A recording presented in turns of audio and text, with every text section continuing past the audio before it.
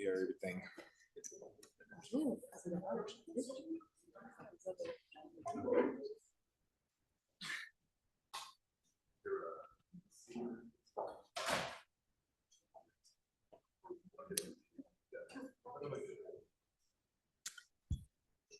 Bon, bienvenue à tout le monde. Welcome to everyone, and thank you for your patience, and welcome also to all of our online participants to MILA, Quebec AI Institute in Montreal. My name is Isadora Hellegren, and it is my sincere honor, really, to be welcoming you all here today on the land of the Kanien'kehá:ka Nation.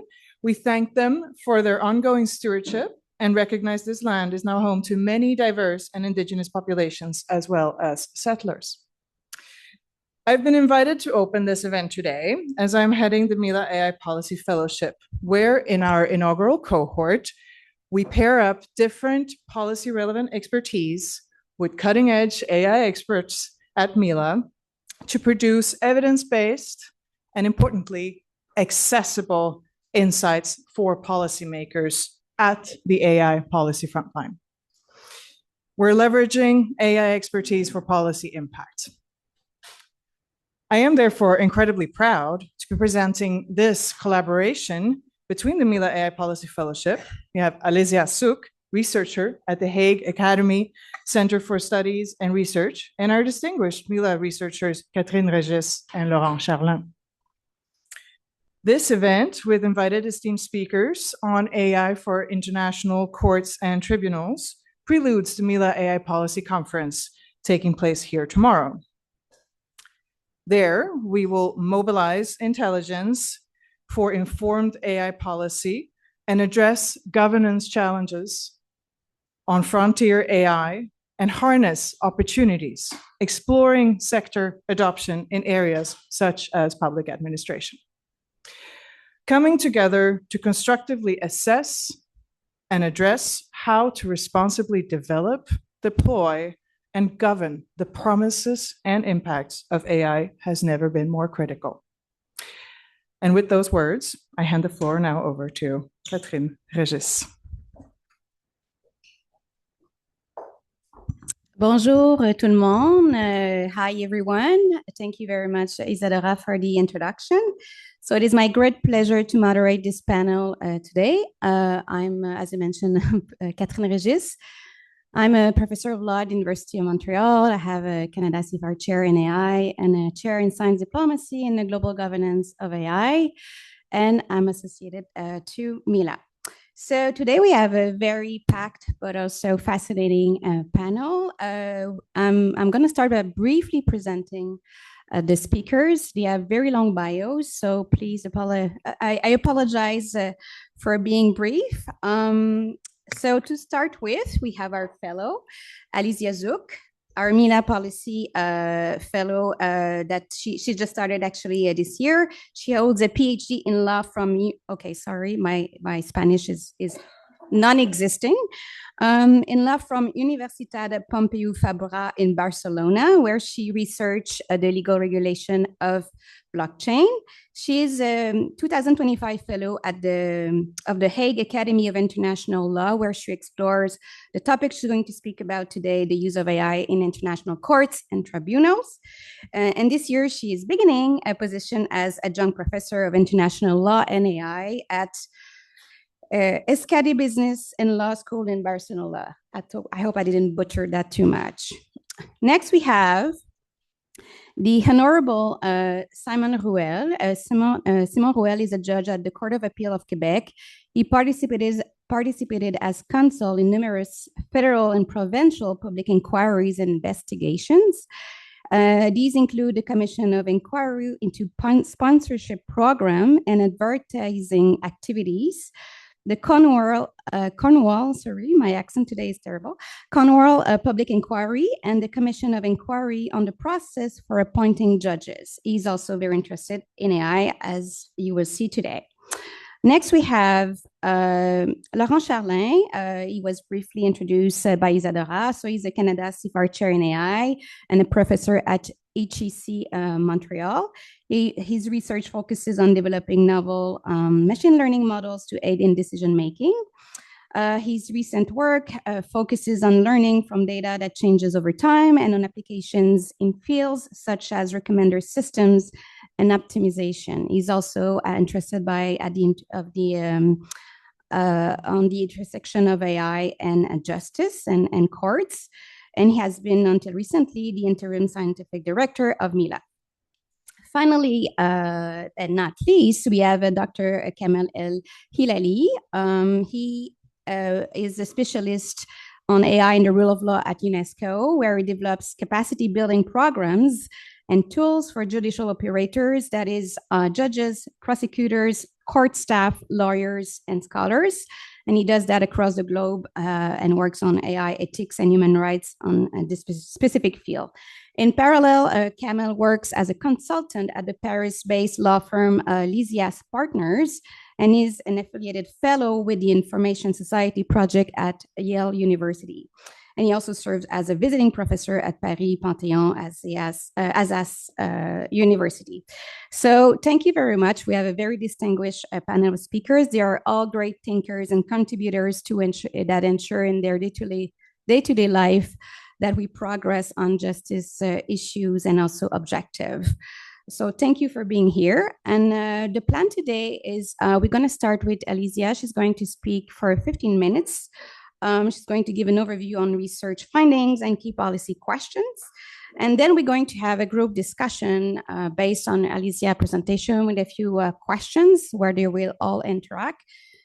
Finally, we will move to presentation from each of the other panelists, where they're going to present their own perspective on this issue, perspective from the courts, perspective from an international organization, and also from the technical perspective.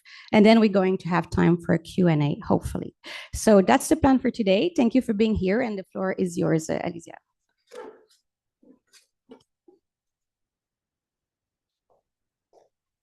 Thank you a lot, Catherine. Thank you, Isadora, for such a nice presentation. I would like to start today with a brief introduction to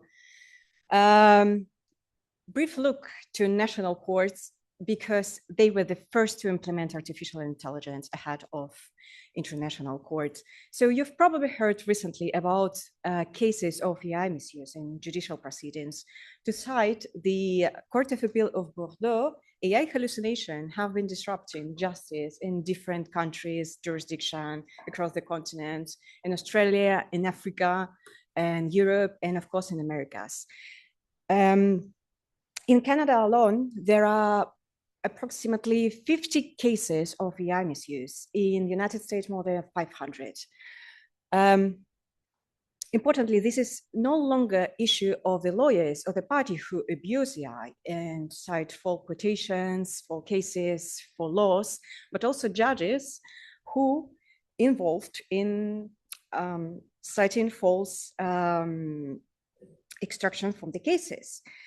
For example, in the Scotland, yes, I'm sorry. In Scotland, an employment tribunal, one of the judges cited cases that didn't exist. So this also happened in other countries, in Argentina, in Colombia, and of course in the United States. But this is only one side of the story. Very often the problem is not AI itself. The deeper issue lies in that delivering justice is very slow and bureaucratic process. So since we have Justice Rule today with us online, just to give you an example, the Quebec Court of Appeal, with the waiting time takes approximately 7 months for civil cases and 6 months for criminal cases. So, and this is relatively, for a relatively slow, relatively few amount of cases, less than 600 that the Quebec Court of Appeal receives per year. Please remember these numbers, because I will be back shortly when we will discuss international courts. So one major reason judicial processes take so long is that the sheer volume of documents, because every statement you make in the court should be proved documentally, and every document should be revised by the judges. Judges must consider multiple laws and previous cases. The issues that courts raise are usually complex. They include different sub-questions that cannot be just simply answered yes or no. So when it turns to international courts, this becomes even more complicated because we have international courts have very fragile legitimacy based on state consent. So basically, if you have Canada and the United States and they agree to deliver their dispute to International Court of Justice, then this court has the legitimacy to resolve this dispute. But if one of the parties rejects, court has nothing to deal with this case. We should also consider multiple cultures, pluralistic environments, different legal systems that court has to deal with. The decisions of the international courts also directly affect decision of not national courts, but they have impact on national legislations of different countries. So there should be taken an additional caution with that. And unlike domestic courts, international courts often have something similar to appeal system that we have in national courts. So once the decision is taken, it's really hard to deal with it.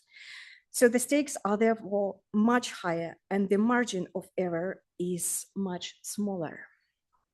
From a technical perspective, there is also a limitation related to the data sets. International courts lack large data sets of the past decision of courts. To give an example, International Court of Justice has just handled about 196 cases through all the history of its existence and only with 173 cases resolved. To compare it with machine learning tools that were trained on European Court of Human Rights, which use hundreds of cases to train, approximately 584, just to apply or cover only 3 articles of the European Convention of Human Rights, if I'm not mistaken, related to prohibition of torture, to privacy, right to privacy, and fair trial.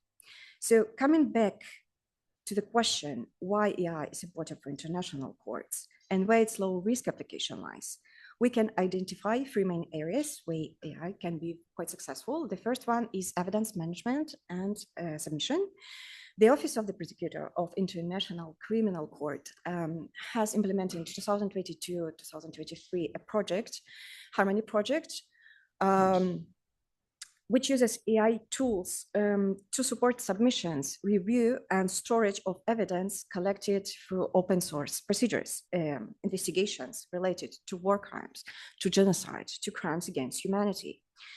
So do you remember I just mentioned numbers about the Quebec Court of Appeal? So up to the date, the office have received approximately 84,000 submissions and around 570,000 electronic files. So thanks to AI, this kind of sheer volume of documents can be analyzed instead of 4 or 6 weeks in matter of hours or even minutes. So the second point is, the second area we can use AI is for images, video, and DNA assessment. But it's very important to make a crucial difference between using AI for investigation, for evaluation purposes, or using AI as an evidence in the court. It was quite a controversial issue when AI was used for enhancement of images and videos because it's kind of a generative. It creates something there was nothing. And in the United States, in Washington State, such an evidence was rejected by the court, stating that it's not reliable. At the same time, AI can be quite useful for forensic reliability, especially in complex DNA cases involving multiple contributors. So such tools provide probabilistic result of involvement on certain person in a criminal case. For example, there is a high probability, 80% chance that this person was involved, that it's this person's DNA. So these tools have been used in the UK, in the United States, and also in Canada. If I'm not mistaken, in Canada, you have like 5 cases involving DNA. assessment tools, but only in one of them it was actually accepted into the court because the defendant didn't challenge these kind of candidates. The third area is very important for the language, for translation. In international education and in general international law, the meaning and the interpretation of words and concepts, it's crucial because it implies legal responsibility. So a very good example, a very notorious, is a treaty of Waitangi of 1840s, when the British Empire have signed a treaty with Maori people. And in the treaty, they mentioned the word sovereignty, which actually doesn't exist in Maori language. So up to date, this creates some sort of controversial because the concept wasn't translated in Maori language correctly. So AI is definitely faster and more efficient than human translators, but I would like to emphasize that the meaning of translation is crucial, and it's not only about technical things. So the human legal review should be always present. Finally, if we discuss how AI can be used, we should also consider potential risks that arise when we're implementing AI in international courts and tribunals. AI raises important challenges for fundamental standards and legal rights. First, of course, biases. AI is not neutral. It's based on the data sets which represent our internal biases, human biases. And it's also depends on the choices of the designers. So AI can basically amplify and reproduce our human biases while in courts. Related to race, gender, social status, etc. There are two examples in domestic courts. The one is Compass algorithm used in the United States for predictive policy sentencing, and another one is HART, also assessment risk tool in the United Kingdom. They were both criticized extremely for being biased. So in an international court, these kind of biases can favor certain nations or certain legal traditions that are dominant in arena. Second, due process. So, many AI systems function as black boxes, making it difficult for parties to understand or challenge the final output of the AI system. In the United States, in case State versus Lumos, the court allowed the use of Compass, but it highlighted that it must never be sole basis for the decision. Third, fair trial. So all the AI systems are opaque and biased. They can undermine by that essential procedural guarantees, like the equality before the court, the presumption of innocence, our right to understand the evidence presented against us.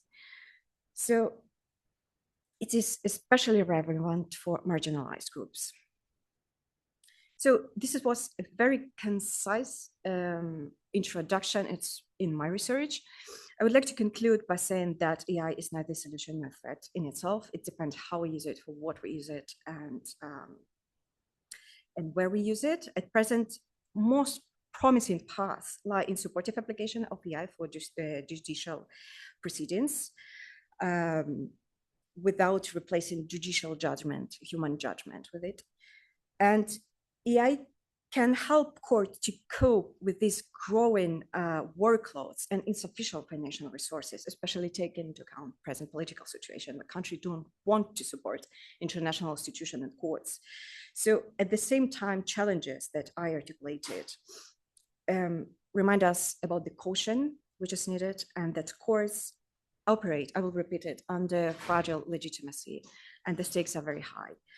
So to summarize, the use of AI in international court should be transparent, there should be human oversight, and it should be explainable.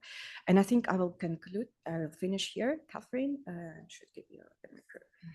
Thank you.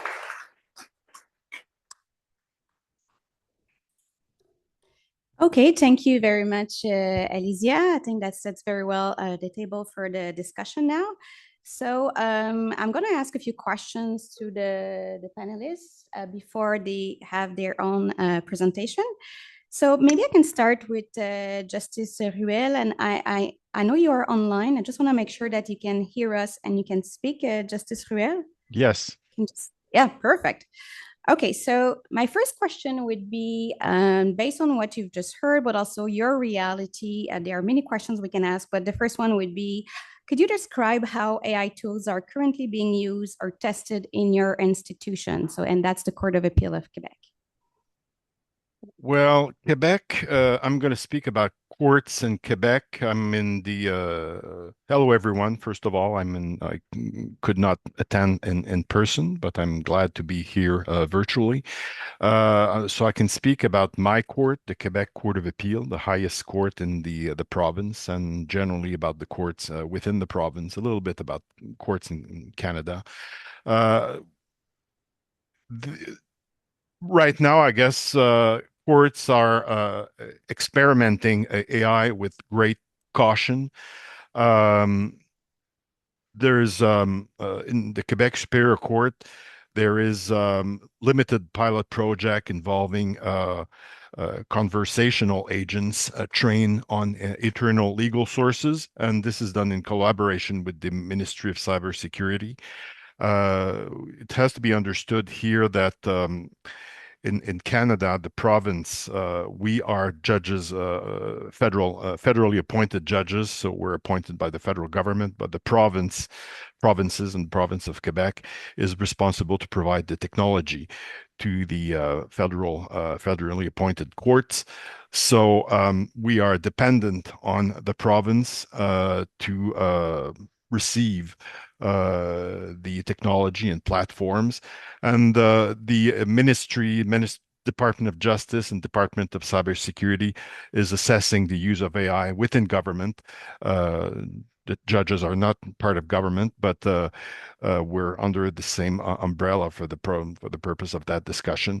And they're assessing the use of AI generally with great caution. So no platform was approved either by the courts or by the Department of Justice for general use. So there is a pilot project within the Quebec Superior Court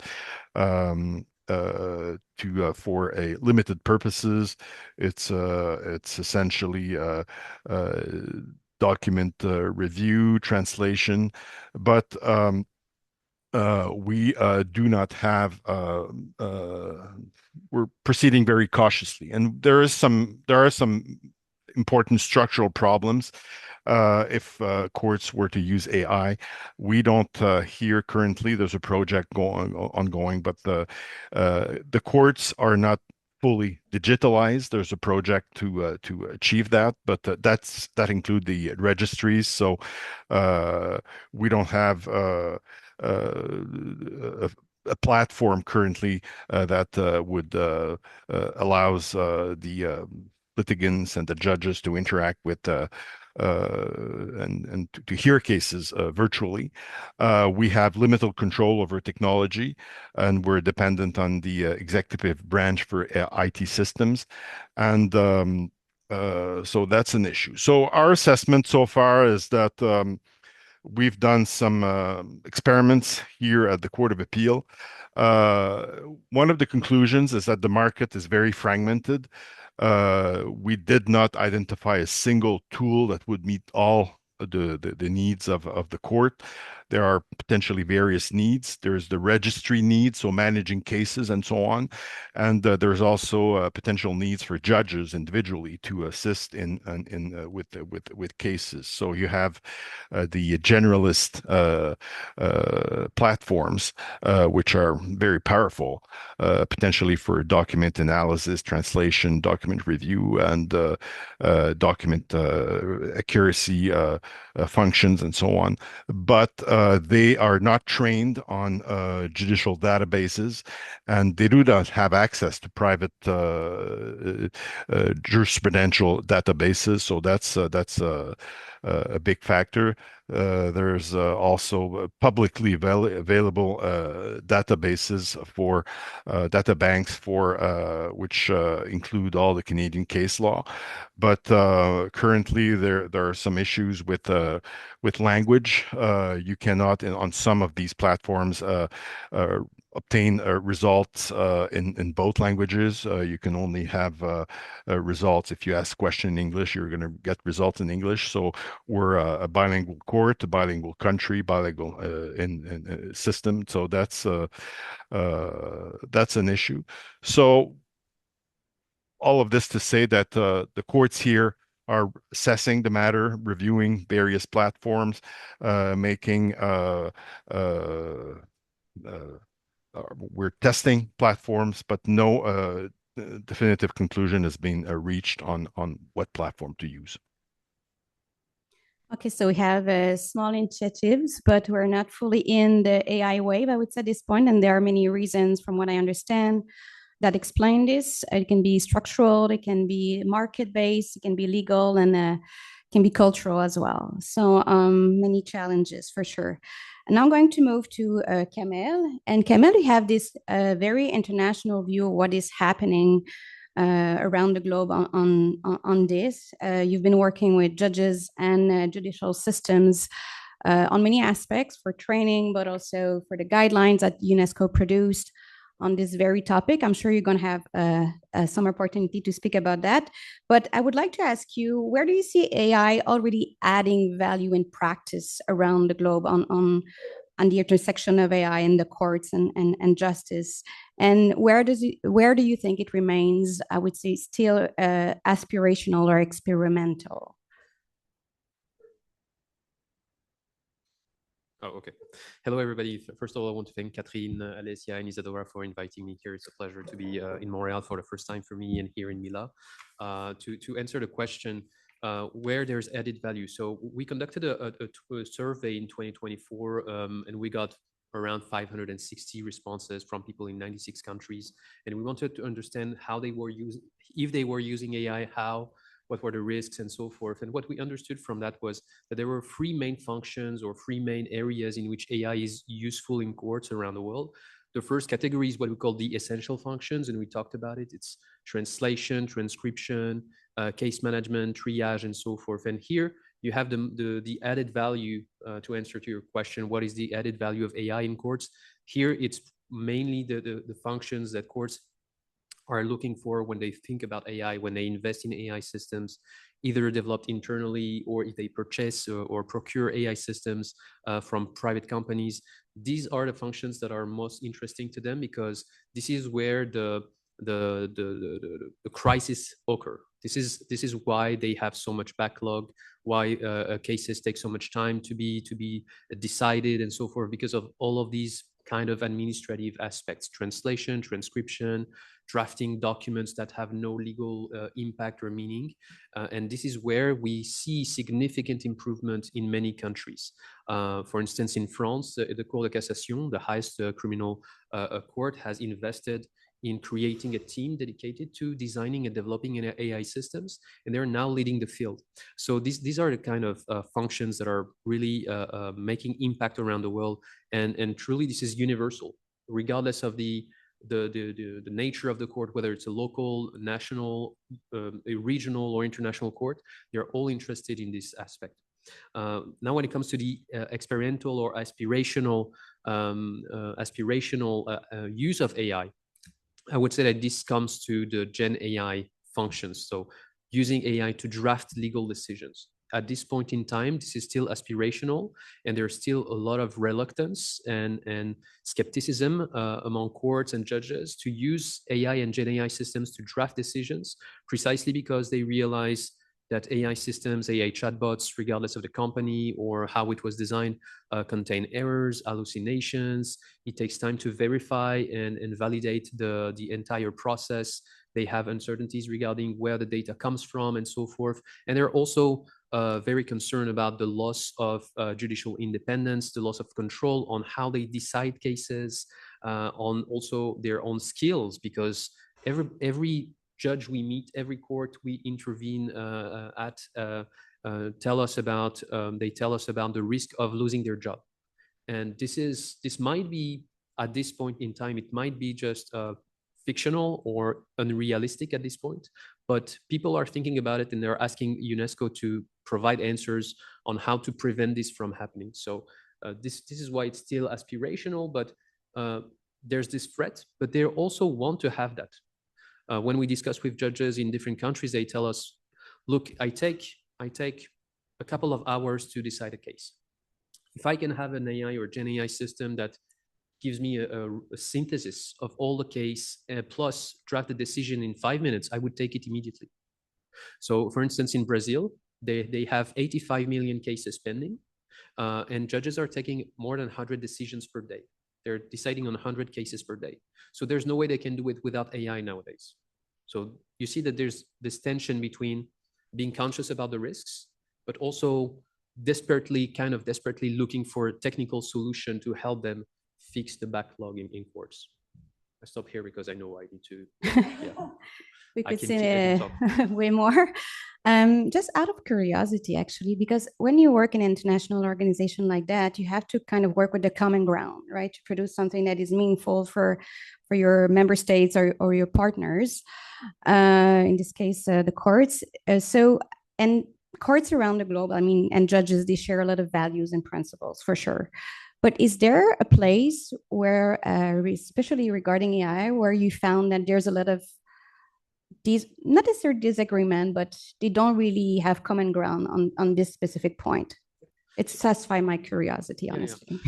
So my answer will give you kind of the spectrum of the reality around AI in courts. So you have different countries, different economic, political realities, and you have countries in which, like what we could call advanced countries. By that I mean countries that have the technical infrastructure, the resources, human, technical, etc., to afford to think about AI and to invest in AI development. So they have, like, in France or in Brazil, they have the budget, they have the resources to start developing AI systems. And in these countries, there are still debates and concerns about the role of AI, but there are a lot of courts and people pushing for it. They see it as inevitable. It's the future of justice. So there's no way we can go around it. It's time to invest, and it's now to do it. Otherwise, we will lose the competition and people will be unhappy about the justice system. On the other end of the spectrum, you have countries in which they have no electricity or no certainty around having electricity across all day. They don't have digitized court decisions. They don't have technical infrastructures. They don't have skills in the country to build the digital infrastructure and AI systems. And here they still want to be part of the AI conversation, but at the same time they are concerned about the economic reality, the sometimes desperate reality of their country. So there is this tension, and at the same time within countries, you have tensions about what should be done with AI. Should AI be used merely as an assistive tool, a tool that can be only used to take care of the minor tasks, because they don't think that the translation, transcription, and so forth can have significant impact on decisions? I disagree with that. So from my perspective, you probably know of the EU AI Act. The AI Act classifies AI systems used in the judiciary as high-risk systems, which means that courts need to come up with extra obligations of security, safety of data, and so forth. But this comes only for the AI systems used to make decisions. When it comes to translation, transcription, and so forth, these are not classified as high-risk systems. From my perspective, all AI systems used in courts should be classified as high-risk systems, because a small error in a translation can have a significant impact on how the case is perceived by judges, how the case is decided. And we've been discussing with people in different courts and European institutions. I can't name them because for confidentiality reasons.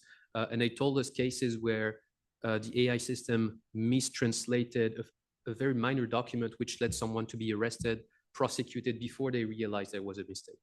So there is this problem and this tension between countries where there's the capacity to push and move forward with AI, and others in which we have problems building the infrastructure.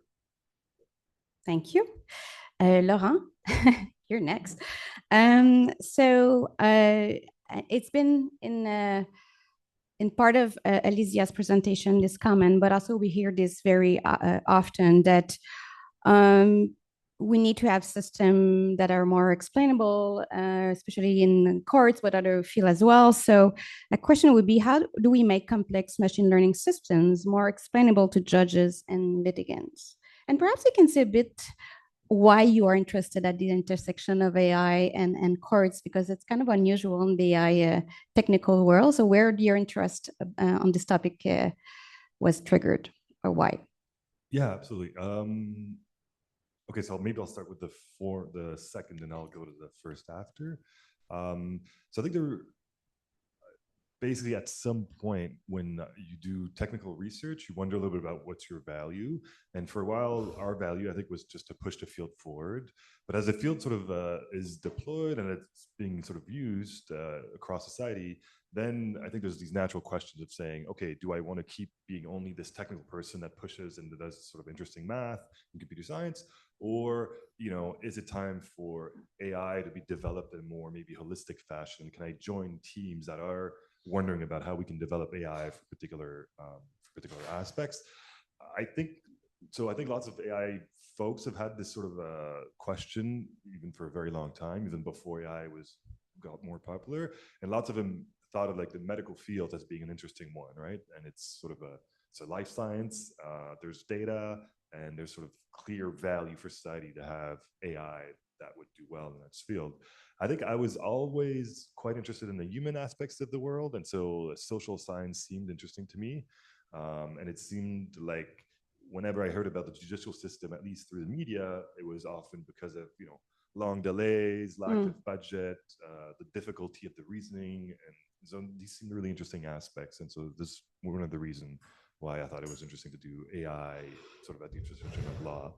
But I've noticed that it's not easy, right? And so I think it's sort of a message for me would be, you have to very much respect other fields that you want to do research into. These are real fields. They require real time for you to understand them. And being at the intersection of these fields is harder. But now maybe to your question, your more technical question, which is really interesting, is about explainability. So I think there's maybe two things I want to say. The first is it's easy for me to think that we always would want explainability. I think it's not always true, right? I think in lots of cases, for example, in life, I trust somebody, and so this somebody does not necessarily have to explain their decision. They just have to, as long as there's this trust mechanism, that works. And so I think there's a world which we could imagine where there's a certain trust in some of these AI systems, and so explainability is not a necessity. But now I agree that for many applications, it will be a necessity. I think lots of the applications we might be thinking about in the judicial system might be the case. So unfortunately, from a technical standpoint, I don't think we're there, right? The tools we're developing are very opaque. Some of the latest sort of Gen AI tools you can ask them to explain themselves, but these explanations are often unfaithful, right? So in a sense, these systems will be quote unquote happy to give you some explanation, but that explanation could be total bullshit. Sorry, pardon my French. And so I think from a technical standpoint, and I agree that I'm competing with something that's like far more fun here. It's like this huge. Yeah, and you need to look at that if you're not from Montreal. What was I saying? Yeah, so I think there's clear technical challenges to this, and this is where, and I'll talk a little bit more about this in our presentation, hopefully, but this is where I think, if we think it's a huge AI challenge from a technical standpoint, there's two things we can do. The first is we could just give up and say, that's not something we can really solve reliably enough. The second is to think of AI as a tool inside a bigger tool, right? And so perhaps AI will not be able to solve this together, but perhaps we can have safeguards on top of AI that ensures that these systems are useful in the real world. Exactly how you do this is very context dependent. And I'm not sure we necessarily have all these recipes, but this is the sort of thing that I think we're going to see more and more and building towards, hopefully. Thank you, Laurent. I see time is flying. So perhaps I can just ask a couple of questions to you already. I can ask the last one to Justice Ruel, and then let you respond or comment if you have anything to say, Elysia.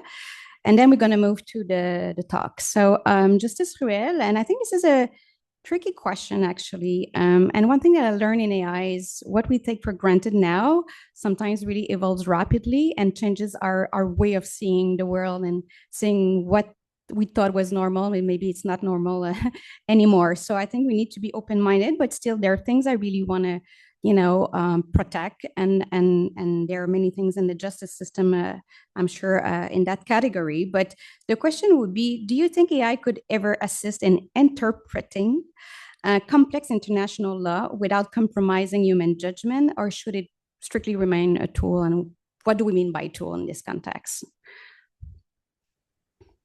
Well,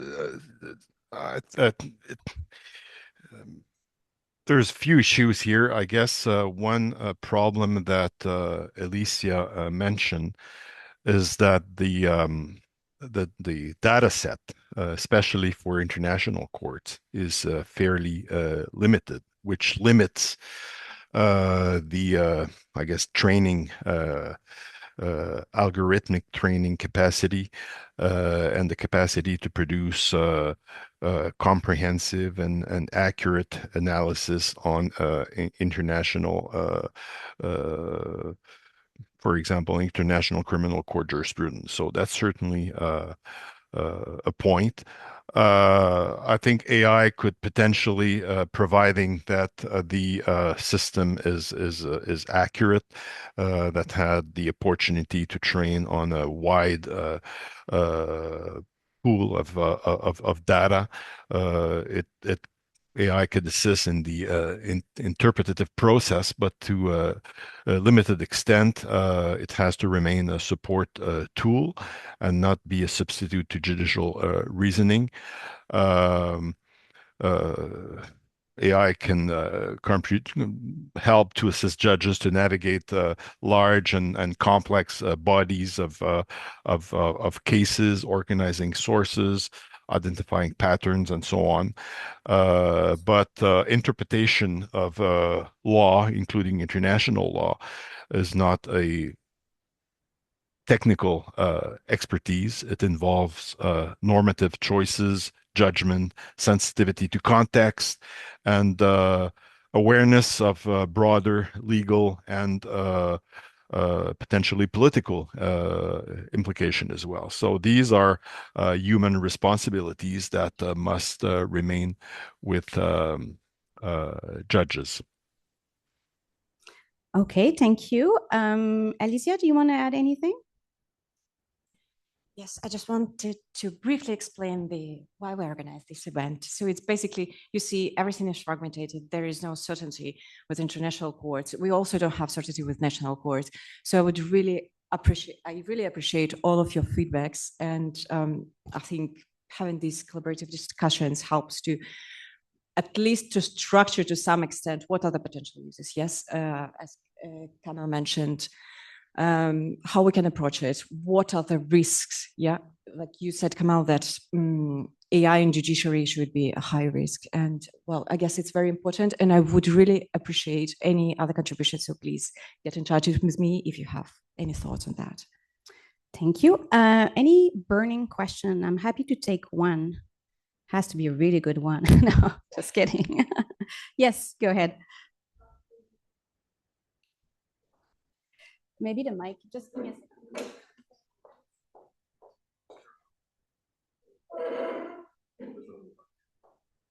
Hello, can you hear me? Yeah. Perfect. I'll offer two and you can make the choice as the moderator. One I had for Monsieur Khalil, it was, you made the discrepancy between emerging AI states with infrastructure versus those who are already advanced. But that kind of ignores the material disparity within countries. Even in Canada, we have huge digital divides. So when we're talking about access to the justice system, what are the nuances we would have with access internally? And would this mean disparity in urban judicial rulings versus rural judicial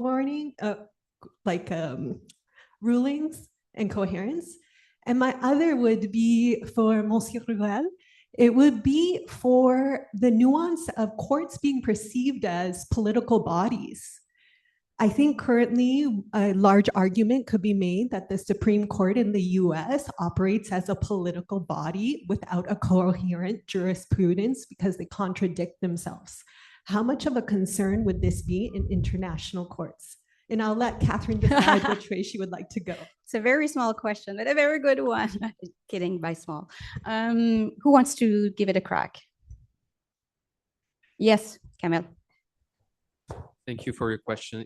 Of course, I didn't give like a very precise, detailed answer to this aspect. So it will allow me to talk about AI strategies in courts. So you're right that even in advanced countries or advanced regions like the EU, there are heavy disparities between countries. So if you focus on the EU for a second, you could think that every EU country has the capacity to invest in AI systems for courts. This is not true.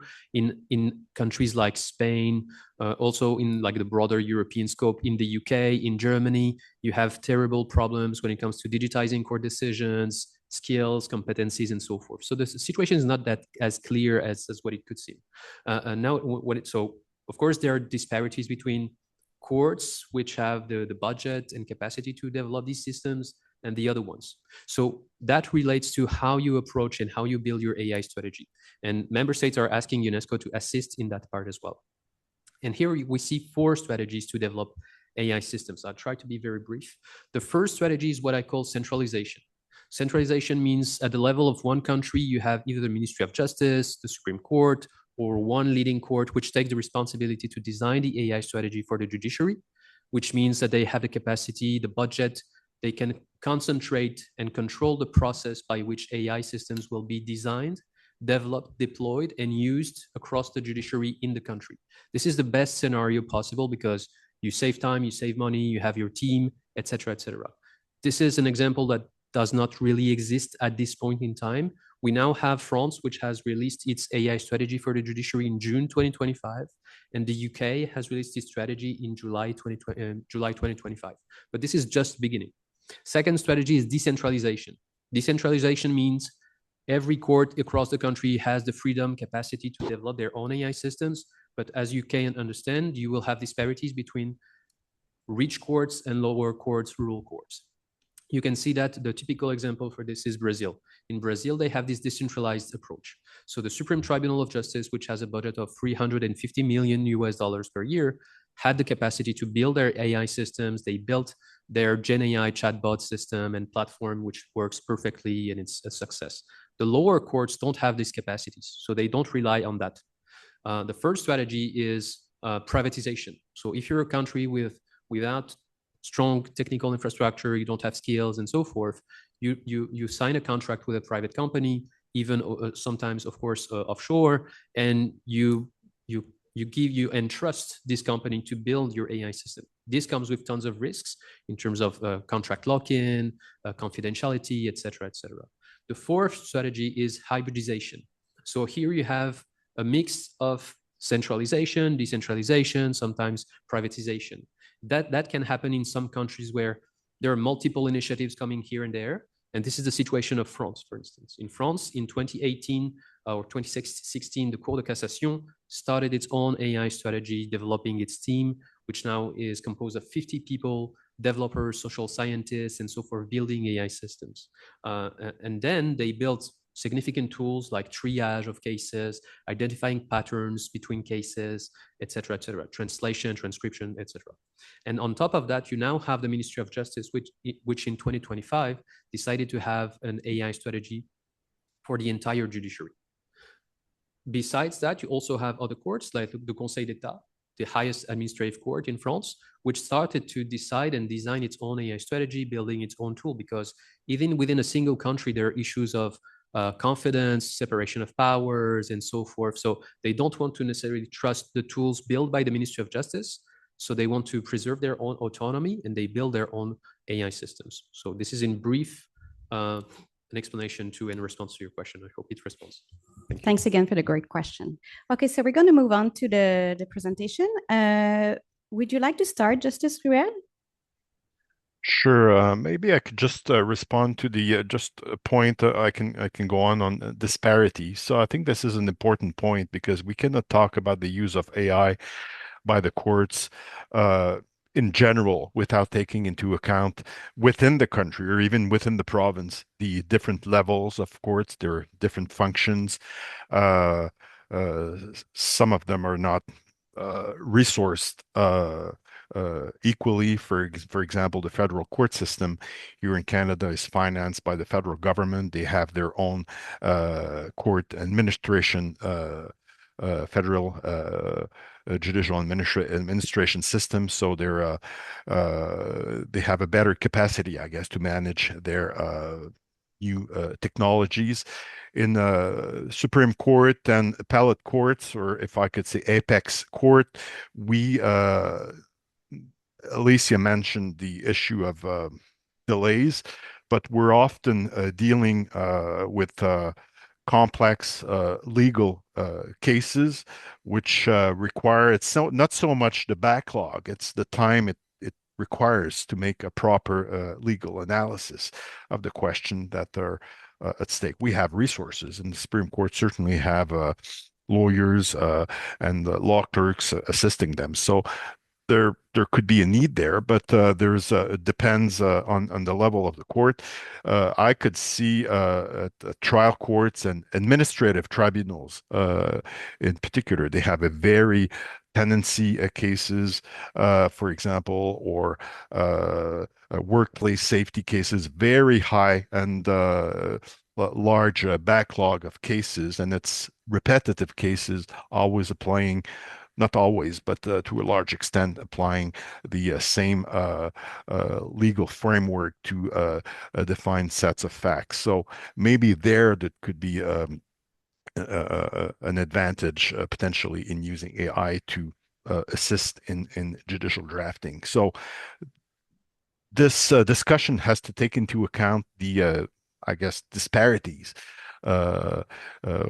within the court system nationally and even provincially. So I can go on with the presentation. So we've already said quite a bit. So AI is of course, a transformative technology that courts have to engage with, but with important limitations and safeguards. So, but before we do that, I think it's important to situate judicial institution within the constitutional order. So the comments I will make apply to Canada, but I think they would apply more generally to other jurisdictions as well. So in Canada, judicial institutions benefit from a constitutional protection, and their existence is constitutionally protected. They play a crucial role in preserving the rule of law.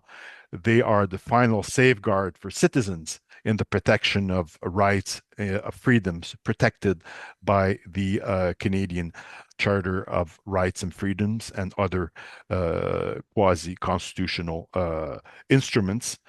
And to fulfill this responsibility, which involves making pronouncements often against the state, whether it be police or law enforcement, or striking down legislation, it's essential that the courts enjoy, preserve, and actively cultivate public confidence. So courts historically and judges have benefited from a high level of trust, but statistics have shown that this confidence has, to some extent, eroded over the last decade or so. So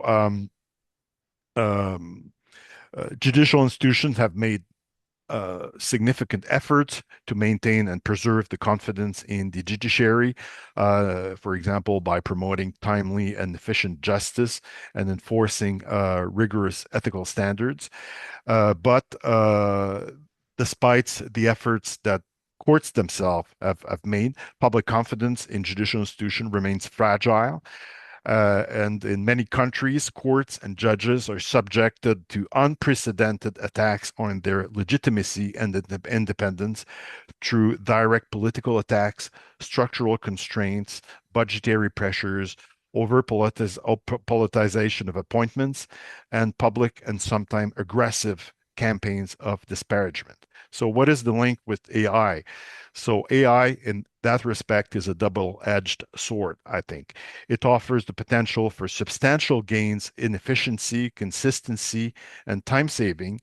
At the same time, if deployed without adequate safeguard, it risks undermining judicial legitimacy and eroding public trust and confidence in the justice system, further fueling mistrust and creating new avenues of attacks against the judiciary. And I was struck by the statistic that Alicia put forward: 50 cases reported of AI misuse in Canada, including on the part of judges. So this is a problem, and this is the type of situation that we should avoid at all cost. So this is why the integration of AI into the justice system worldwide must be tackled.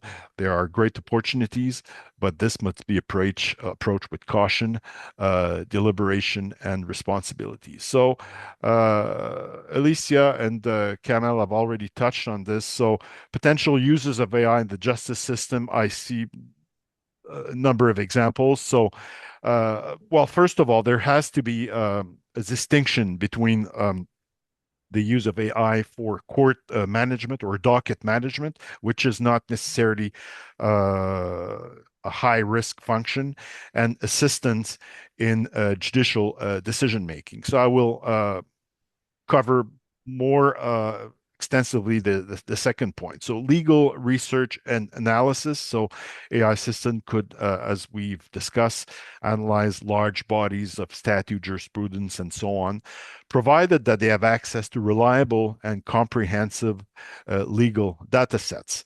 But as I indicated, as it stands, general purpose systems such as ChatGPT, Copilot, Gemini, or Claude are not trained on and do not have access to complete Canadian legal databases, including those of the judgments of the Supreme Court of Canada. So this significantly limits their current usefulness. So until recently, I think these generalist tools did not have access to Canadian federal and provincial legislation and regulation.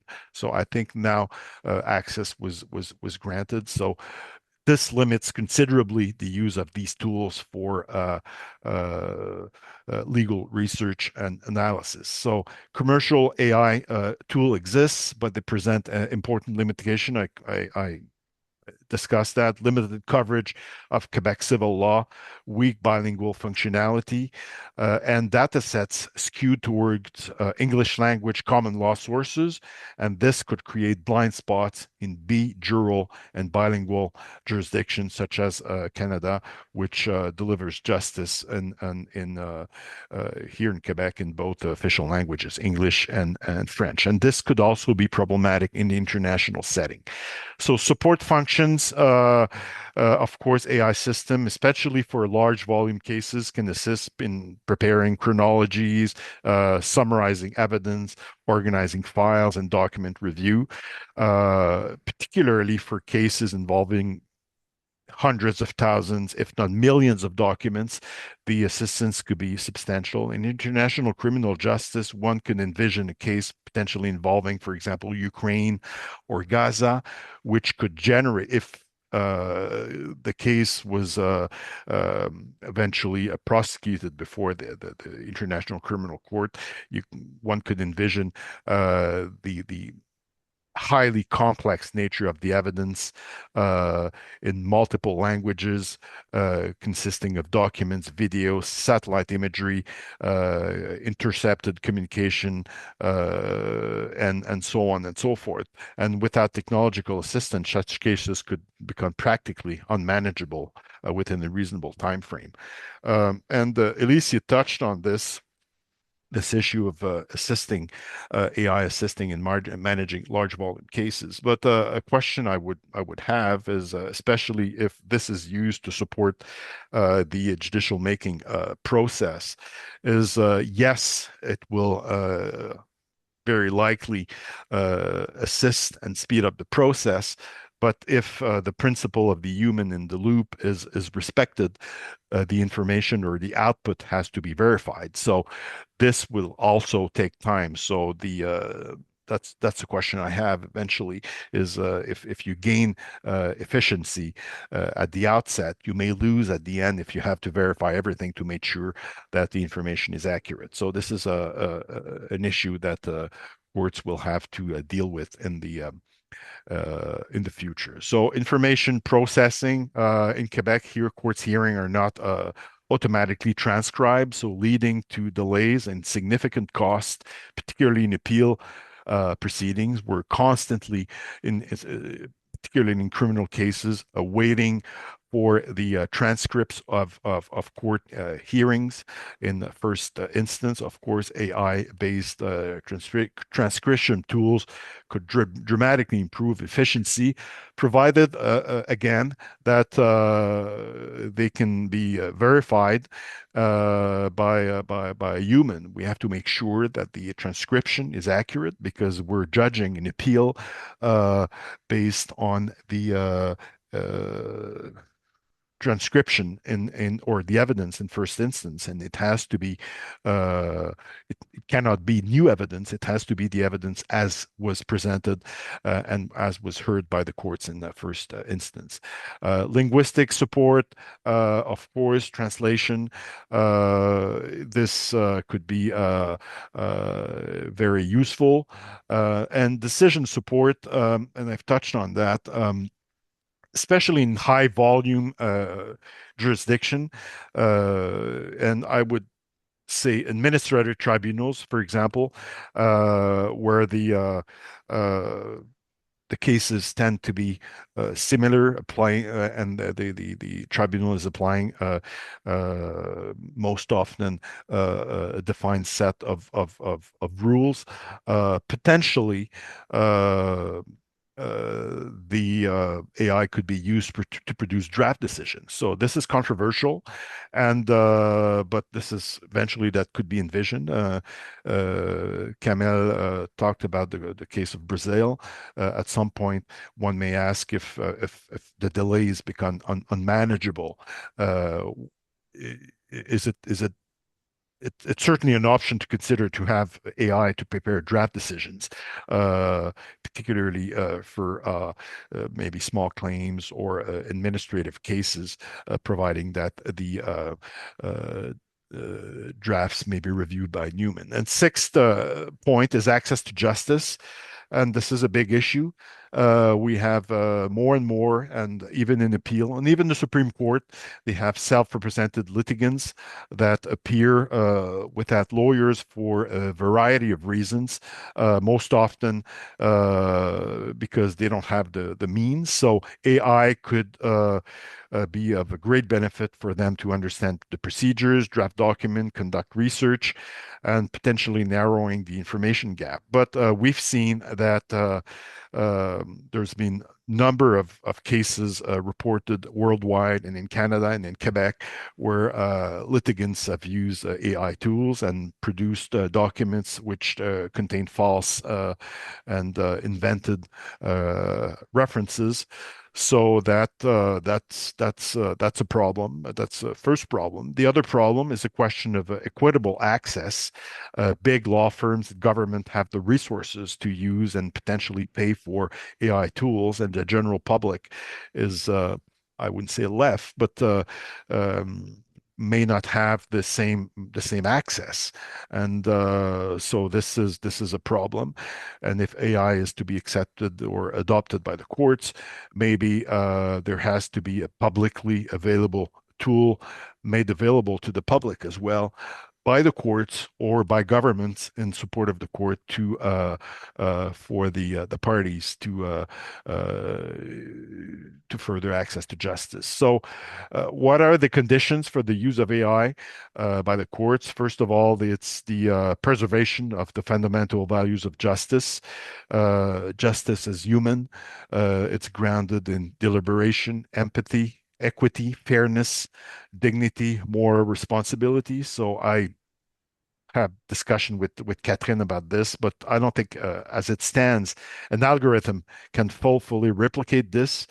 And AI must always serve and never displace the fundamental values of justice, which are independence, impartiality, fairness, equality, the protection of human rights, and access to justice. The second principle, which is fundamental, especially for assistance in decision making, is the principle of the human in the loop.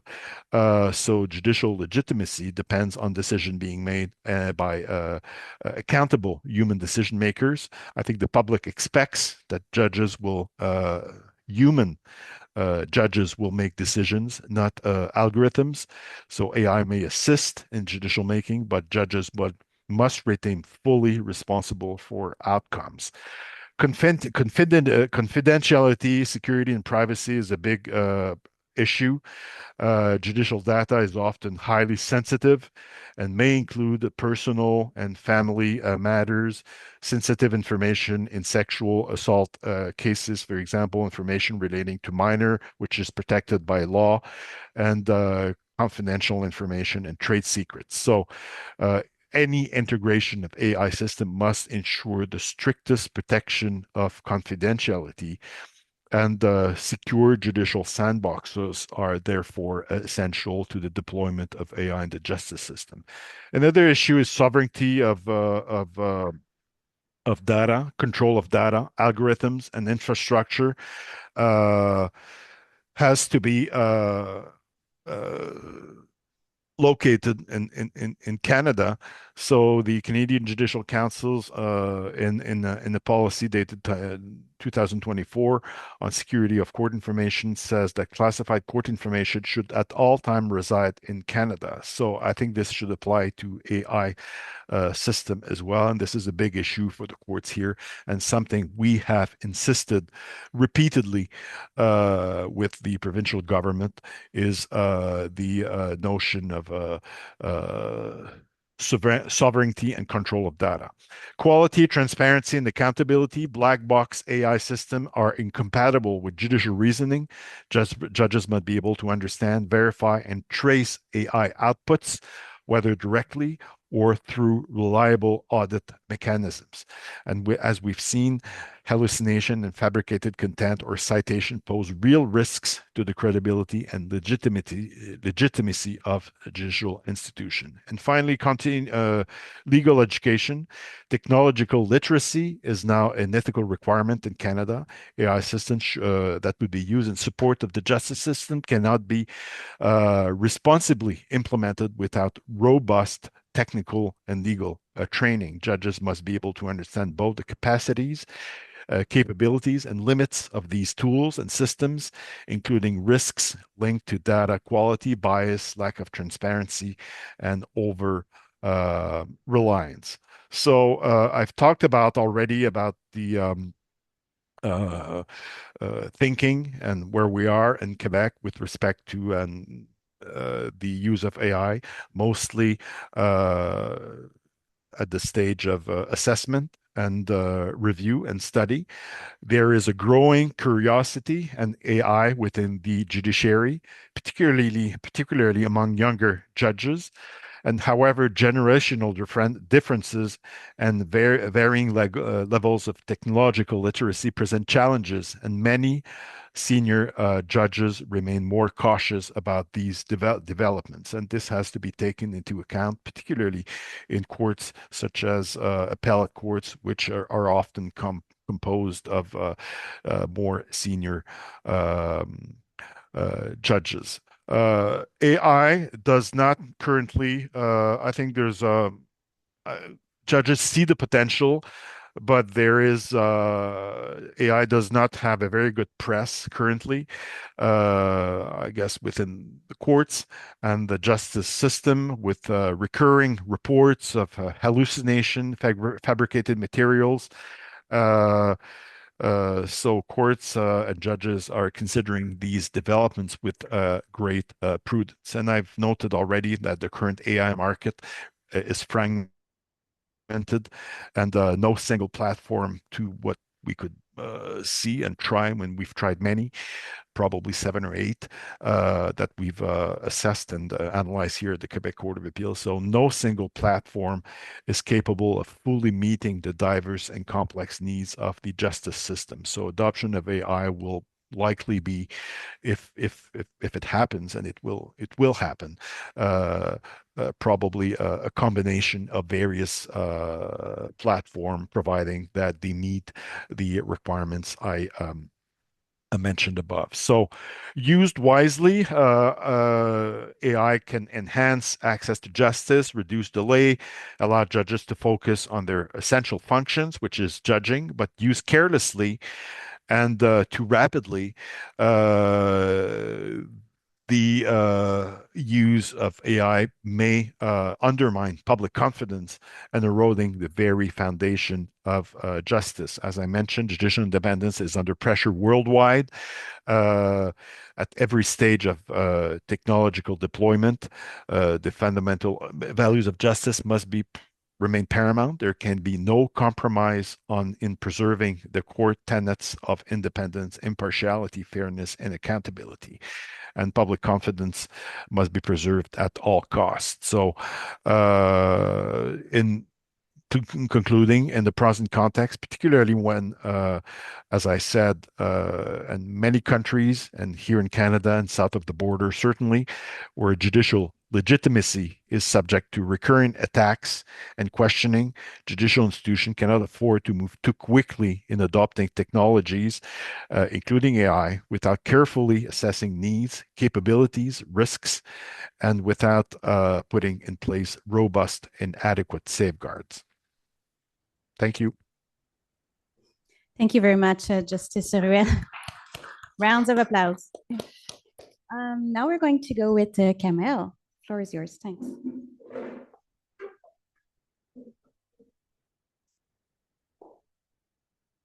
Just a second. This one is just... No. Wait.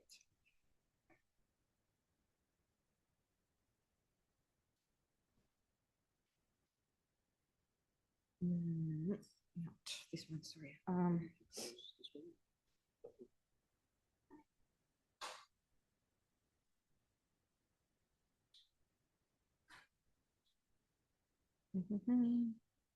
Yeah, this one should work. It's not working. Maybe you can start and I will adjust. Okay, thank you very much, everybody.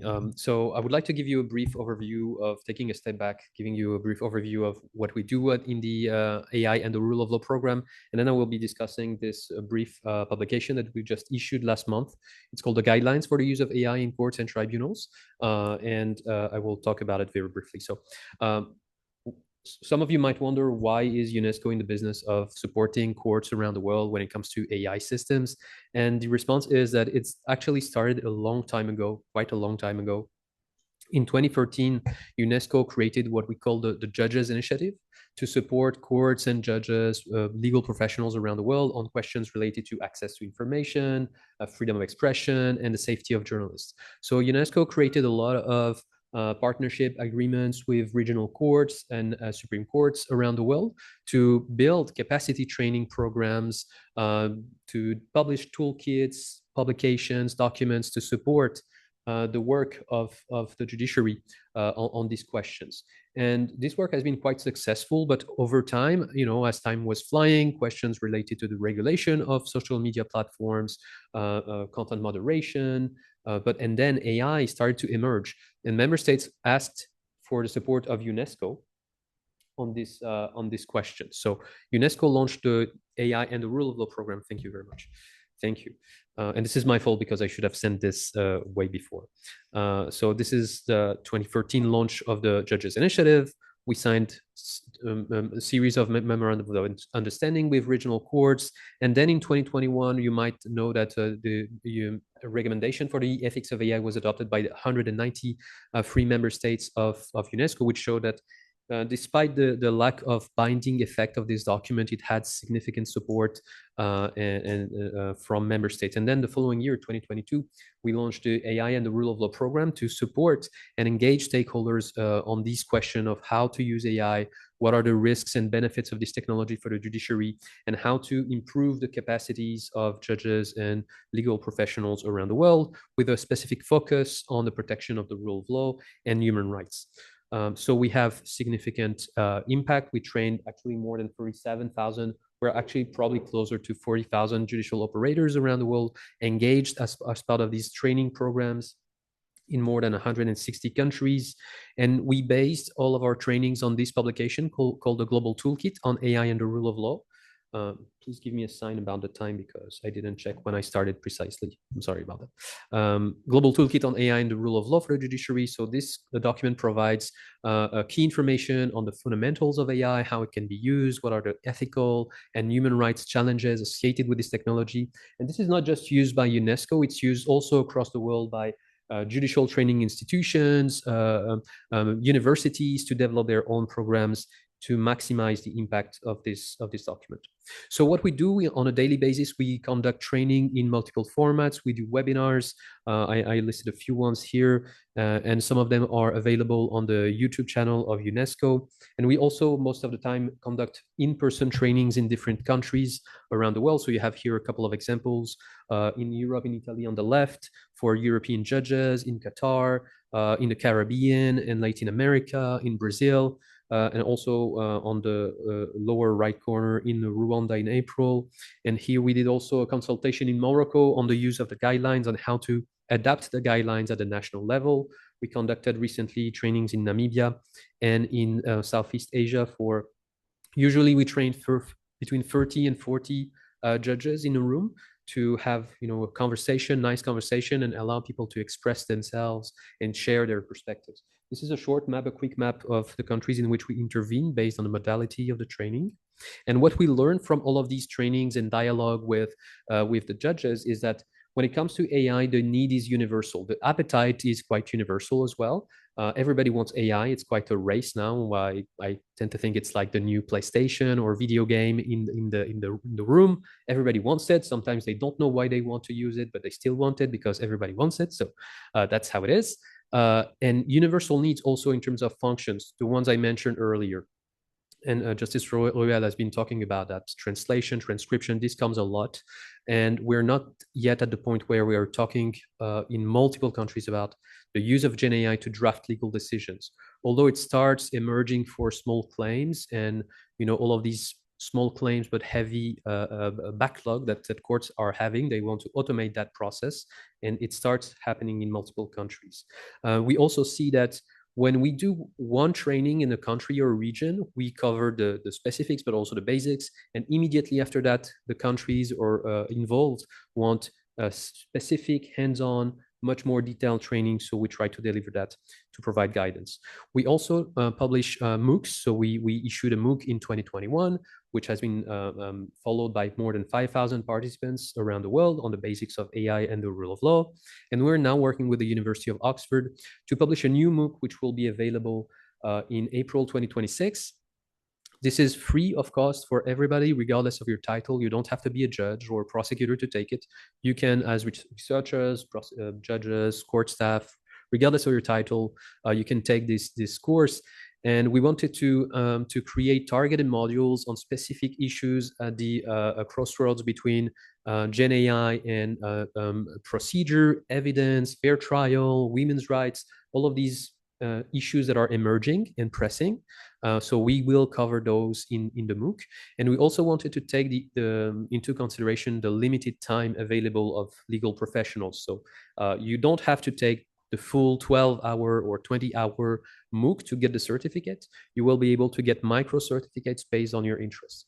And in 6 months or a year from now, if you find that you have now an interest into a module on AI and intellectual property, you will be able to get back on the MOOC and take it. We published multiple documents. I will just mention here that we've been doing some work on the independence of judges and lawyers and AI, and we've been contributing to the report of the UN Special Rapporteur on the use of AI by courts around the world. And we are also doing a lot of work now on AI strategy for member states. So the idea is, how can a court or a Ministry of Justice build its AI strategy? So we try to provide guidance and resources on that. There are a series of forthcoming publications that we are currently working on. The first one is the JRAM. It's basically the AI strategy for courts. I will change the title because it's more clear. So the idea is to, given the spectrum of countries and realities that we've been discussing, we want to provide like a recipe for how to move from building your infrastructure, digitizing court decisions, up to developing, deploying, and using and reviewing AI systems in courts. That will be very useful to many countries and many courts around the world. There's, of course, the ethical impact assessment, which will be included in this AI strategy. We will publish soon the AI Essentials for Judges. So this is a very short document, an FAQ, to explain to non-experts what is AI, why is everybody talking about AI in the justice sector, what can be the benefits and the risks for courts, but also for individuals. And with the great help and support of Catherine, we're also working on issuing a future journal issue on AI in the justice sector. So we're trying to mobilize and prompt scholars and research publications on these questions, because more is needed to enlighten and inform justice professionals and courts around the world. So now we'll move to, in the remaining time that I have, I don't know how much time I have, but 5 minutes? 3 minutes? 4 minutes, perfect. The guidelines for use of AI in courts and tribunals. And brief history is, we conducted a survey in 2024 to understand how courts around the world were using AI. And we found that almost half of judicial professionals were already using chatbots like ChatGPT, basically. And they used it for different reasons. So this will be available to you after the conference if you're interested. So mostly people were using AI to search documents, AI or Gen AI systems to search for information, draft documents, test their IDs, and so forth. They were also quite aware of the risks when it comes to the quality of the output, the opacity of these mechanisms, the intellectual property issues associated with the use of this technology. And one concern we found, one key concern we had based on this survey, is that only 9% of them received any form of guidance or training from their institution. So there was a big gap in this, and we try to intervene in this area, but we're not the only institution to provide guidelines for the use of AI.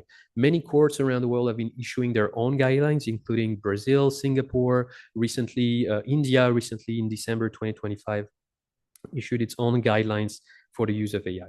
So we created that after a consultation process that involved more than 100 stakeholders around the world. So we didn't want to build it only at UNESCO.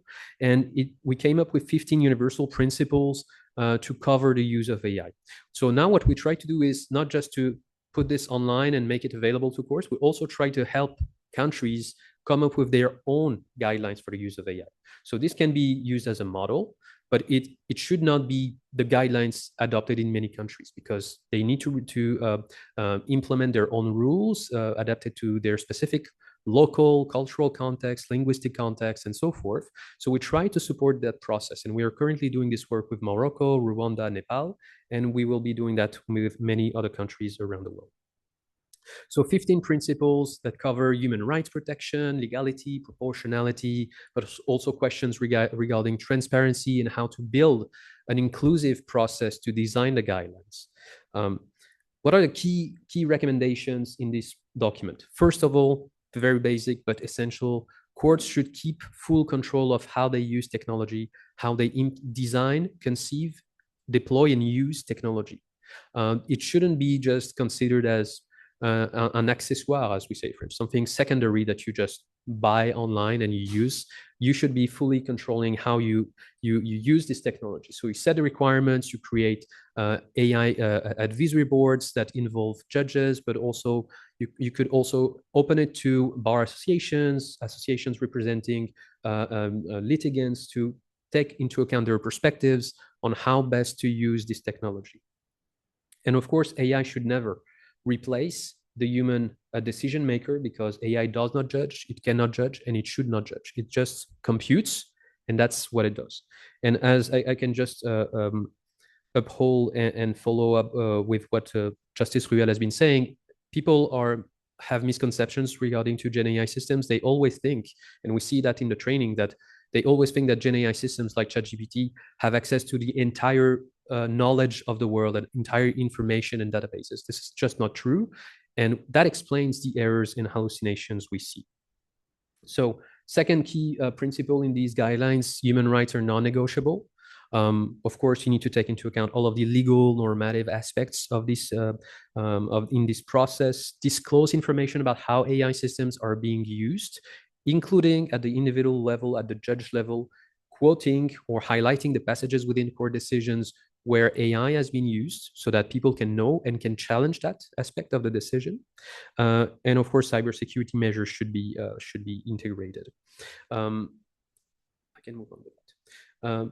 So now what are the next steps to conclude in terms of our program and what we want to do with countries and member states? First of all, we want to amplify the capacity building programs because there's a high demand. We receive 3-4 requests every week from different countries to build these kind of programs at the national level. We want to move on with more in-depth trainings and seminars on hands-on use of AI so that people can test and see by themselves what is the relevance of these tools, what are the risks associated with it.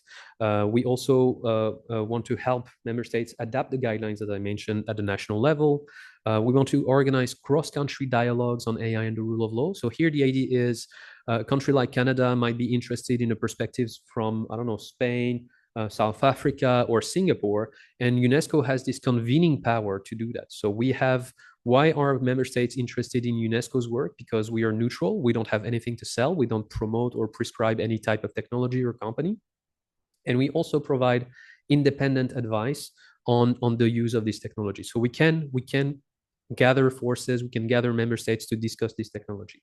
And then we will work on the standardization and certification process. This is just the beginning of this process.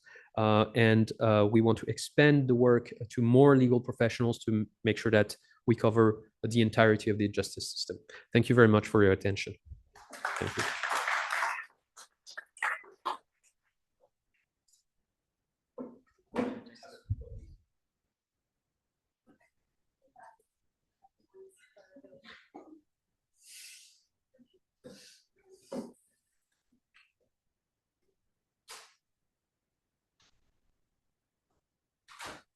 Okay, good. So this is a perfect gateway. Thanks so much, Kamel, because I'm actually going to be reusing some of these results from UNESCO, but more as as a way to sort of understand AI adoption in the judiciary field.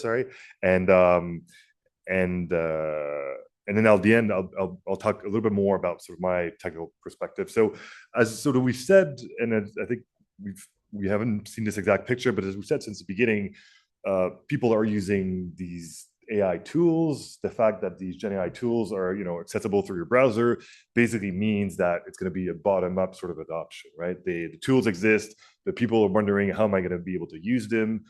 Whether they're students or judges, they're going to be basically having the same exact questions, right? So how often they use them and how quickly they'll adopt them personally, of course, changes.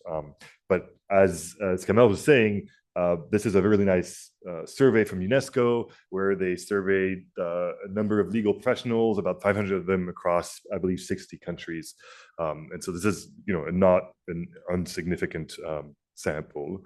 Kamel's already shown this slide. I just wanted to show it again to make this argument that there's really these different tiers, right?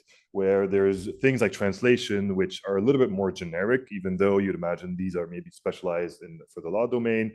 But there are things like document analysis, maybe explaining, verifying, which could be then extremely tailored to the field. And so I think in adopting these tools, it's also not a terrible idea to think of the number of tasks you must do in a day, and then to realize that some of them will be very generic and some of them will be very, very specialized. We've seen, this has been talked about a little bit at a high level, but we've seen different courts effectively using such systems, again, at different levels, both in the first one for something that seems to me like it's very core to the work of the court, but also in the second, example where it's more about translation.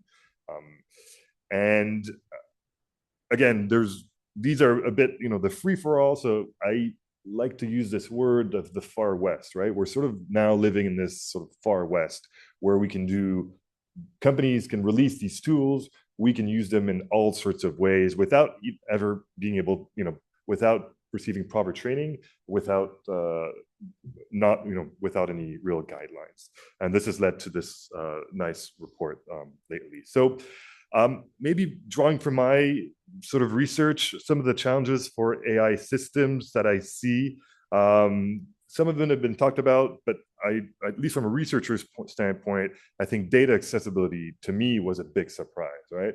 To me, I was under the impression that judgments were freely available for the public, and that so as a researcher, I could just collect them, I could analyze them, and I could do interesting stuff with them.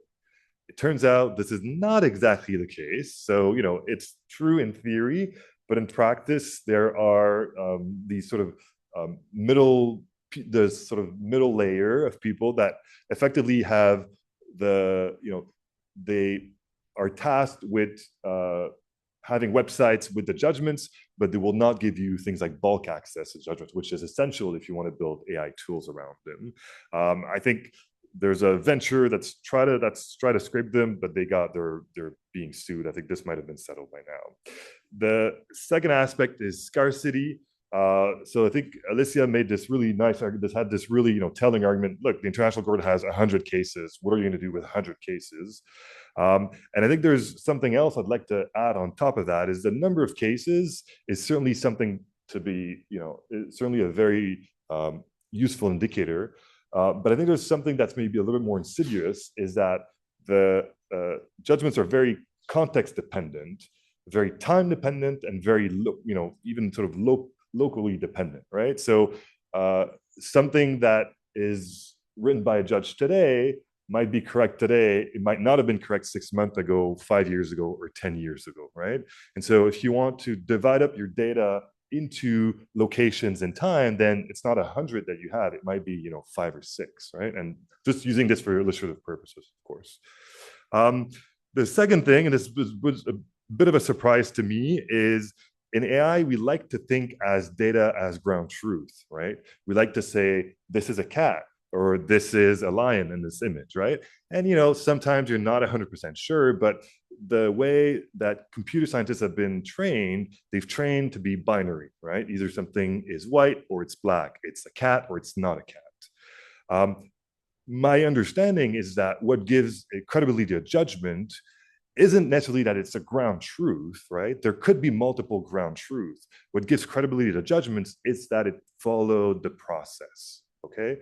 And so as long as the process was followed, the output is quote unquote correct, right? And I use correct, again, it's not about right or wrong, it's the correct output, okay? And so if you were to add AI tools, then how do you guarantee that I guess you'd have to reimagine a process, and then you would have to trust this process and accept this process. From an AI standpoint, it's sort of an interesting task in a sense, right? Where if I think of a judgment as being one of multiple possible ground truths, this could be sort of an interesting aspect of AI research, but not something that we AI researchers typically tackle. And I'll leave you on some of these notes. I really think that we are in a place of, it's really the far west right now, right? Like in a sense that everyone can build an AI system and make it available for everyone else to use, right? Without any sort of precautions, without thinking deeply about safety. Think of the same thing for cars. Like I'm not allowed in Canada to build a car and start selling it, right? I'd have to go through lots of safety engineering, right? And I think this is what we should be moving towards, right? Especially at a time when we seem to be in a bit of an AI race, right? Where the results are more important than how you get there and how careful you are. And so I would want to convey this idea of we have to think a little bit like safety engineers. We have to think a little bit like scientists. lots of the things we do right now are very much anecdotal. Oh, I tried this tool on this thing and it sort of worked. We now need to be more rigorous about this, right? We need to run real experiments to be very clear about what is it that we're going to test, and then to be able to evaluate very clearly the usefulness and the limitations of some of these AI systems. I think this is true for generic tasks, but it's of course much more important in high stakes domains such as the judiciary. That's one thing. The second thing I'll mention very quickly is this is a much more holistic approach, right? Where it's not AI developers or technical people that are developing these systems and then making them available to the justice system. It needs to be a collaboration from the start, right? To make sure that these tools are going to be useful and valuable for the end users. And finally, and I already said this a little bit before, but I'll just mention it very quickly again. I think also there are real fundamental challenges in AI. Think of things like hallucinations. I do not believe we'll solve hallucinations very soon. Of course, I could be very wrong, right? But nonetheless, I still believe we might be able to use these systems knowing that sometimes they'll hallucinate, right? The way we can try to do this is by building safeguards around this. And the example or the intuition I would give you, and I say that very carefully, is that we have built a robust human society taking into account the limitations that we have. And so if we not, I don't think it's realistic to hope that we'll have perfect AI systems, right? But the question then becomes, if you have imperfect AI system, can they still be valuable? And my answer is, I think in many cases they might be, but you just have to use them extremely carefully, right? So again, safety engineering, right? We need to think of this as a science. It's something that needs to be very robust. So I'll leave it at that. Thank you very much for your kind attention.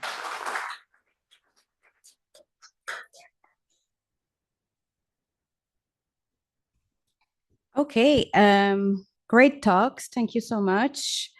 We have time for questions, and now I have access to the chat. So if you have a question, you can put it in the chat, and I'll try to catch it up. But first, is there any question in the room? Yes, Ev. I'm gonna pass the mic over.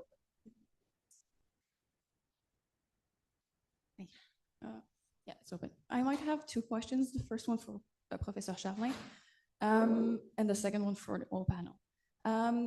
You have your problems with the fact that you can't have access to the database and the judgments.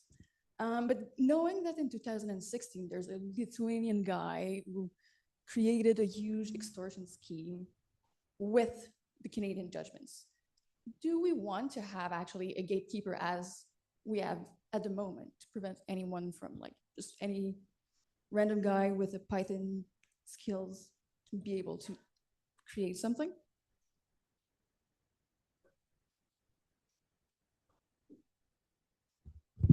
No, so I absolutely agree. I think I was just mentioning this as a bottleneck, right? It is hard, it is difficult to get access to this. I think there might be very good reasons for this.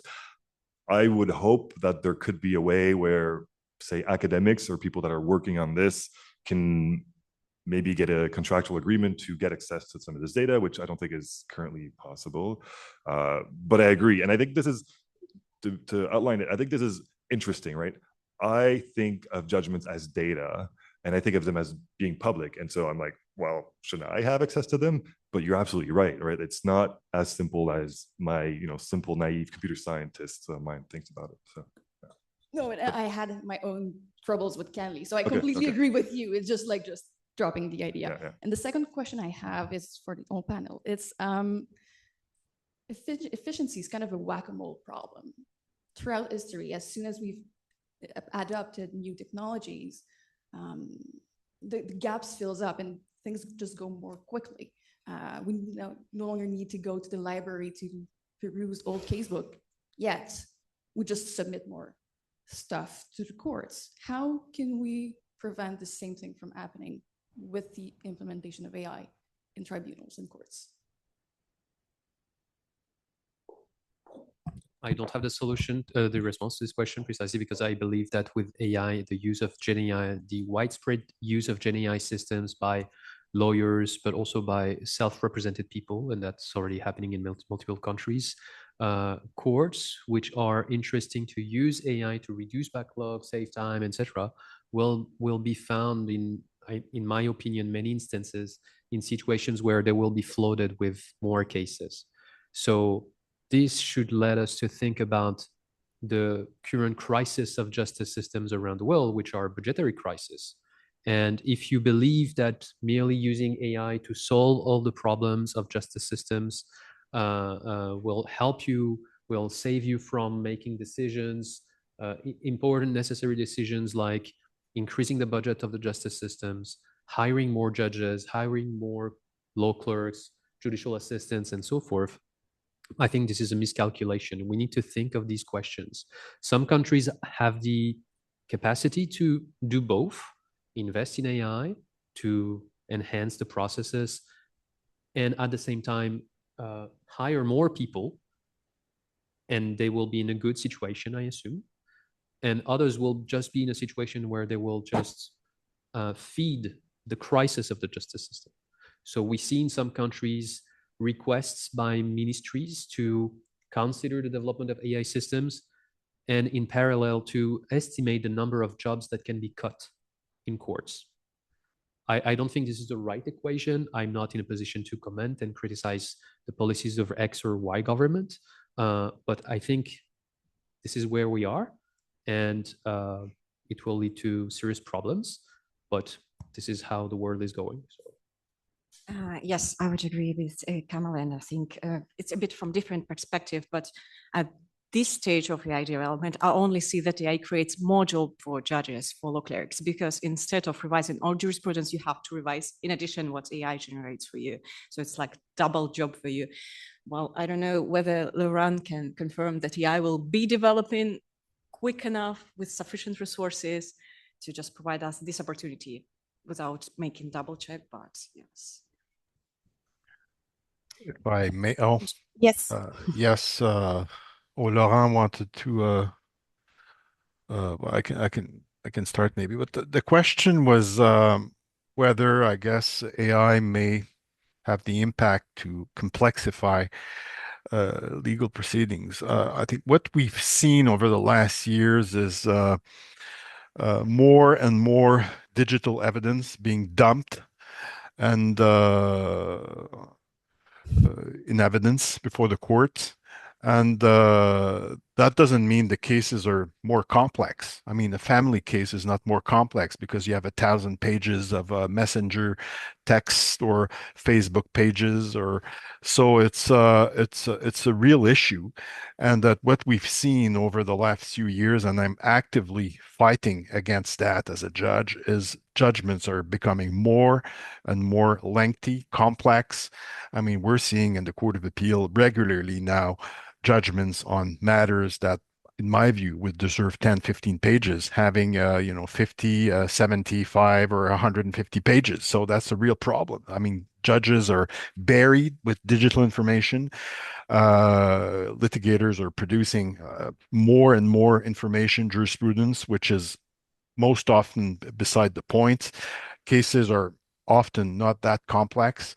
So that's an issue. So will AI assist or complexify the judicial process in that respect? I think that's I don't know what's the answer to that, but I mean, for example, if a judge was to say, well, I'm going to use AI to summarize the evidence and the expert evidence and the testimony and put that into my judgment, providing that I'm comfortable with it. So potentially, but this is not necessary in most cases. You don't need, as a judge, to summarize all of the evidence that's presented. You only need to refer to the evidence that's relevant to the issue that needs to be adjudicated. In appeal, for example, we have often litigators coming to the court and say, oh, well, we have 10 questions in dispute. And most often, it's rare that there's more than one or two real questions in dispute. So the event of technology and I mean, it's a real challenge for the courts, and it's a real courts will have to fight this tendency to for parties to bury the judges and to introduce in the court records loads of digital information, which is not necessary for adjudication. And AI certainly should not be used to add a further layer to something that has become already quite complex to manage. Yes. So I have maybe a bit of a controversial question. You, Alessia, you were talking about like the black box problem and the problem of bias. But I'm wondering if fundamentally, when you think about it, AI is trained on human data. So if you say the data is biased, it means the judges probably are biased, right? And then like, so if we accept that humans are biased, like why are we afraid of AI being biased? And probably we can actually get the AI to be less biased than human because we can measure it. On the black box and the explainability problem, how are humans less of a black box than AI, right? Because at the end of the day, they're going to use their brain, which is a form of black box, and then they're going to explain the judgment, probably very similarly to how AI does it. So how do we deal with these issues? Well, I guess it's a very tricky and philosophical question. Because yes, I totally agree. We're all biased. We're all driven by context. But again, it depends on philosophical school of thought. Some thinkers think that we are independent, we are driven by our motivation, etc. But others say that we are driven by context we born on, people we surrounded, environments. So yeah, ideally, courts and judges should be impartial. This is like the basis, the core of standards of courts, because otherwise we won't trust them, right? Why should I trust someone? But yes, again, how to resolve it? I mean, just maybe doing our best to trust other people, like we manage all of the problems. I have no, answer to this question, but this is very good one, philosophical one, I'd say. Well, if I may on that one, I mean, there are rules that apply to it's extrinsic information and bias. The ethical principle for judges state that judges should not and ought not to obtain information, and juries obtain information and use information that was not tendered into evidence. The parties know that. So if you receive a judgment and it says something that's not in the evidence, there's a problem there. Bias is also, there's a whole range of rules with respect to bias. Bias has to be disclosed, or if a judge cannot hear a case because he or she has connections or has a predetermined view of the case, he has to disclose it to the parties and potentially recuse himself. So there are rules applicable. Well, to these issues, which are quite clear. So similar rules, I would suspect, would need to apply to AI. So thus the discussion about explainability, transparency, and so on and so forth. But the last point is maybe human experience. So it's one thing to say that judges are biased, and it's another thing to say, well, judges are using their experience to judge a matter. Sensitivity, some matters are of general knowledge that don't require necessarily to be introduced into evidence, fairness, all of these types of things, and these are influenced by the experience of judges. So that doesn't mean that the process is biased. It means that it's human. So I think there needs to be some appropriate distinctions made concerning on these issues. Okay, we have time for one last question. I'll give you the last word. So very quickly, mostly on the human dimension of things. We've seen with the issues like Compass, etc. We've seen how tools, even though they are made as advice tools, they are not meant to replace a judge in the loop. they're very often influencing hard decisions because of the human tendency to kind of have to look at a different opinion or a second opinion for difficult evaluation. So how can we guarantee, because we have a judge or as a human in the loop in the process, but how can we guarantee that these tools, whichever they are not influencing essentially the judge himself, without the judge being aware? I mean, we've seen as well the circumference of, for example, generative AI like chatbots and things like that, that can influence, just from a user interface perspective, can influence the perception of the people to good or to bad intent. So how can we guarantee that essentially judges are not influenced? And the kind of, if the ultimate goal is to have AI automate the process of judgment at the end of the day, even for small judgments, is it acceptable for humans to be judged by AI? Just as a simple question. Thank you very much for these great questions. It will actually help me respond to the black box question. Okay, plenty of things to say. On the black box issue, and to answer your first point, when you go to a court, what are you interested in? You're interested in someone deciding your case, but you're not just interested to that. You're interested to have someone who was trained with a series of documents, norms, references, and someone who can think through a series of like processes and norms about your case. And you know that this specific person will apply the law to your case, right? So you don't just look for an individual to decide your case. You want someone to apply the laws through a very specific process to your case. In other words, you're interested in how information is being produced by the judge, but you're also interested in how the judge himself was trained, what norms he's applying, how he can guarantee fair trial, how he can guarantee a due process, how he can guarantee, or he or she, by the way, how he or she can guarantee equality before the law, et cetera, et cetera. So you're interested in this process.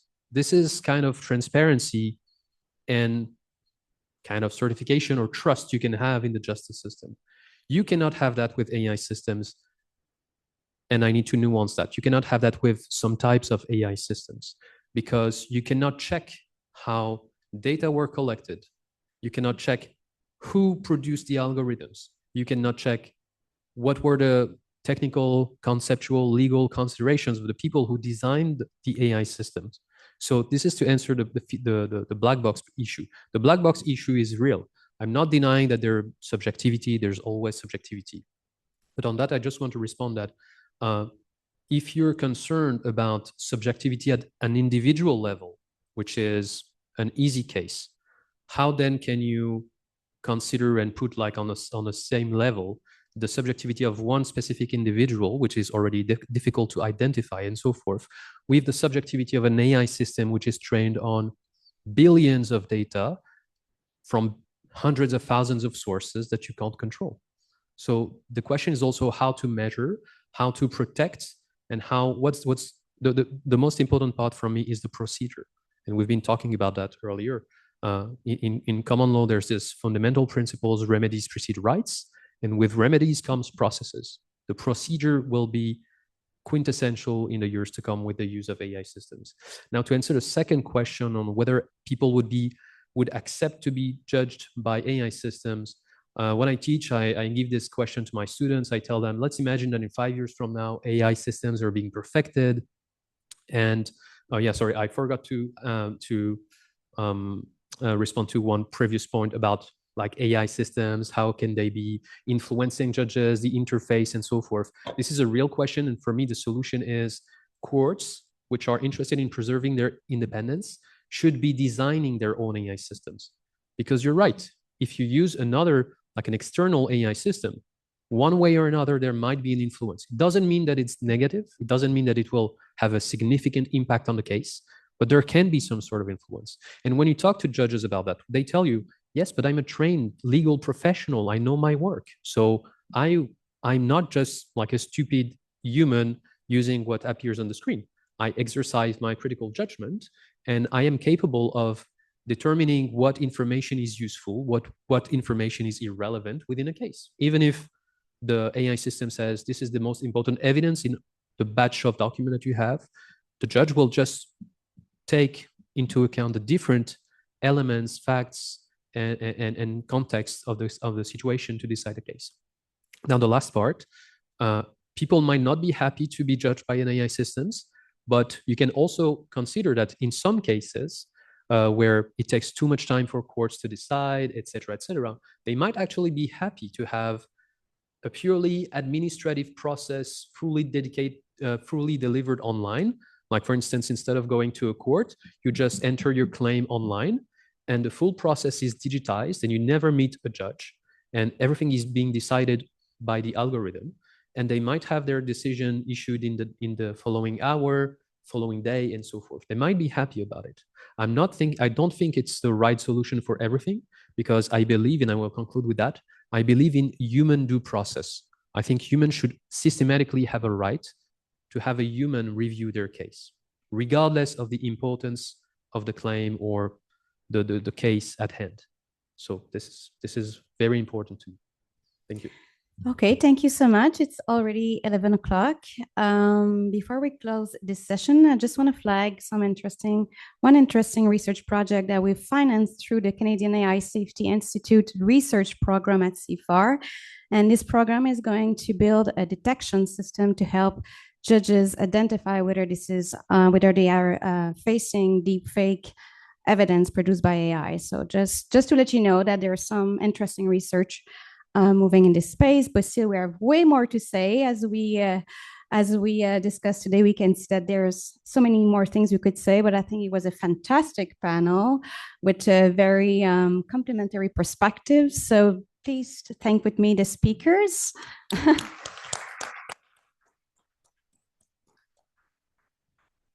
So I propose we have a sequel. We can discuss that and talk about self-represented litigants who are using AI. I think that's an important point as well. Any case, thank you so much for all the participants online and in person, and have a good day. Thank you.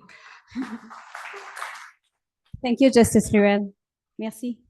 On se reparle. Thank you very much. Merci.